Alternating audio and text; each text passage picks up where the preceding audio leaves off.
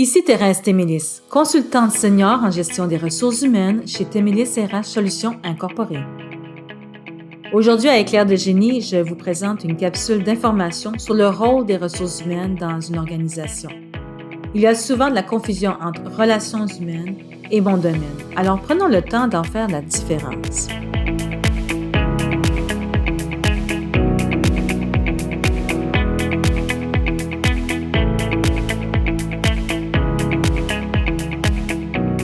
Depuis le démarrage de Témélis RH Solutions Incorporées, spécialisée en consultation et impartition des ressources humaines, j'ai eu la surprise d'apprendre que la majorité des personnes, dont des travailleurs autonomes et des PME, n'avaient absolument aucune idée à quoi servait mon domaine.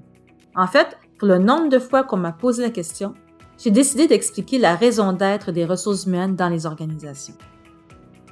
Nous devons comprendre que les ressources humaines ne font pas de la psychologie ou des relations humaines. Les ressources humaines sont comparables aux ressources matérielles nécessaires à la fabrication d'un produit et à la ressource financière essentielle pour financer l'entreprise dans ses activités. Donc, les ressources humaines représentent le service des humains dans l'ensemble des fonctions de l'organisation. Nous ne sommes pas là pour faire de la thérapie au travail. Les psychologues en sont responsables. Si l'employé vit des problèmes de toxicologie, d'alcoolisme ou autre, le programme d'aide aux employés le prendra en charge. Nous ne faisons que le référer et informer les parties concernées, comme son superviseur, les assurances s'il y en a, et protégeons les informations confidentiellement. Nous avons la charge de la gestion et l'administration du travailleur dans une organisation. Notre but est de faire de la prévention en entreprise afin d'éviter des accidents, des conflits dégénérés, dont les relations de travail, et des problèmes financiers dus à des comportements répréhensibles. En appliquant la prévention, nous nous donnons comme mission d'éviter des enquêtes criminelles ou de négligence en santé et sécurité au travail, des relations de travail houleuses qui dégénèrent en conflits menant à des comportements dangereux et risqués envers l'organisation en général, des amendes salées des gouvernements pour des documents administratifs non complétés ou au-delà des échéanciers, des coûts d'avocats substantiels pour des causes relativement négligées, surtout pour éviter la fermeture de l'organisation à cause d'erreurs de gestion. Ce dernier élément est très important à retenir car il ne faut qu'une seule personne pour faire tomber une entreprise. Que ce soit de la fraude financière, un acte criminel ou des gestes causant la mort, une seule personne peut aggraver la situation de l'organisation. Voici un exemple. 4 travailleurs ont poursuivi leur ancien employeur pour 250 000 $ et ont eu gain de cause. En fait, le propriétaire ne s'était pas informé sur une vente d'entreprise qu'il faisait et il demandait la garantie d'emploi de ses anciens employés non syndiqués au nouveau propriétaire. Mais en fait, le nouveau propriétaire n'était pas dans l'obligation de respecter l'entente même écrite sur le contrat puisque les employés n'étaient pas syndiqués. Donc, il y a eu des poursuites des anciens travailleurs envers l'ancien employeur. Aussi, comme exemple, une employée pratiquait du harcèlement psychologique dans son milieu de travail et ceci n'avait jamais été adressé.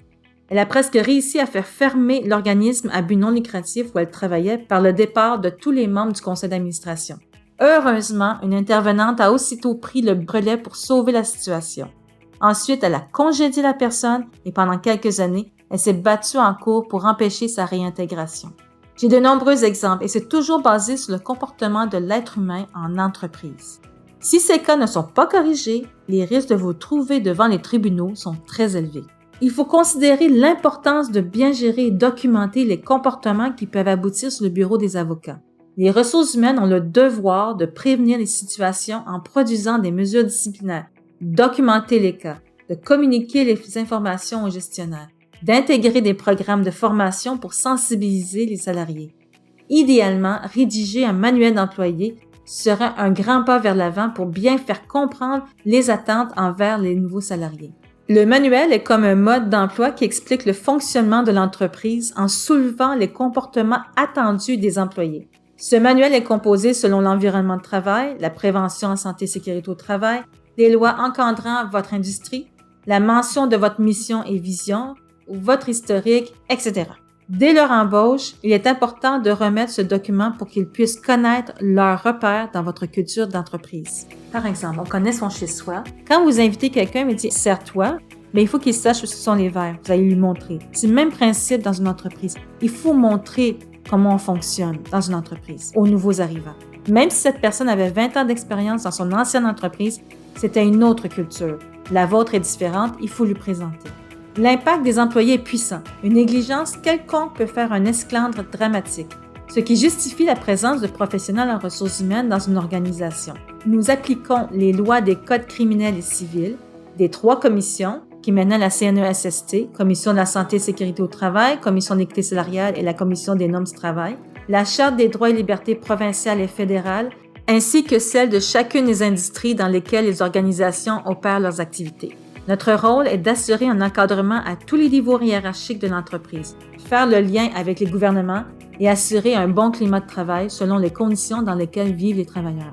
Finalement, nous sommes la ressource pour les politiques et procédures des disciplines, dont le recrutement, relations de travail, la santé et sécurité au travail, rémunération, formation, etc., concernant les travailleurs dans l'ensemble de l'organisation. Pour ce faire, nous avons besoin d'une autorité fonctionnelle et elle doit être appuyée par la direction afin d'agir au sein de l'équipe de gestion. Nous sommes une partie intégrante des organisations. Nous sommes les ressources humaines.